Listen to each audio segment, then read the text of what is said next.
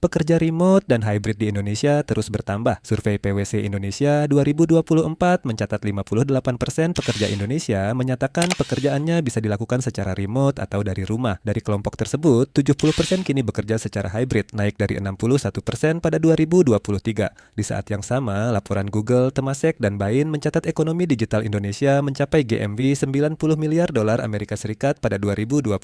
Di balik angka itu, ada banyak tim jasa digital yang setiap harinya mengerjakan proyek klien secara remote. Namun di tengah pertumbuhan itu ada masalah yang mendesak untuk diselesaikan, hilangnya konteks proyek. Brief awal bisa tersebar di dokumen, chat, dan meeting notes, sehingga sejak awal tim berisiko memiliki pemahaman yang berbeda. Ketika revisi muncul, keputusan terakhir sulit ditelusuri karena feedback, approval, dan perubahan brief berada di banyak tempat. Di sisi internal, progres pekerjaan juga tidak selalu terlihat secara real time, sehingga PIC masih perlu follow up manual untuk tahu siapa mengerjakan apa. Bahkan dalam beberapa kasus, hambatan baru terlihat mendekati deadline karena satu task yang menjadi prasyarat bagi task lain ternyata belum selesai. Tools yang sudah ada memang membantu, seperti Trello atau Jira untuk task, Google Drive untuk file, Slack atau WhatsApp untuk komunikasi, dan kalender untuk jadwal. Tetapi masing-masing tools hanya menyelesaikan satu bagian. Keseluruhan tools itu masih luput dari masalah esensial kerja remote, konteks project yang terpecah. Koladi hadir bukan untuk mengganti tools yang sudah digunakan tim, tetapi sebagai AI project workspace yang melengkapi ekosistem kerja tersebut. Koladi membantu menghubungkan brief, task, dokumen, keputusan, progres, dependensi, dan bukti kerja dalam satu ruang project yang bisa ditelusuri dari awal sampai delivery. Berikut cara kerjanya.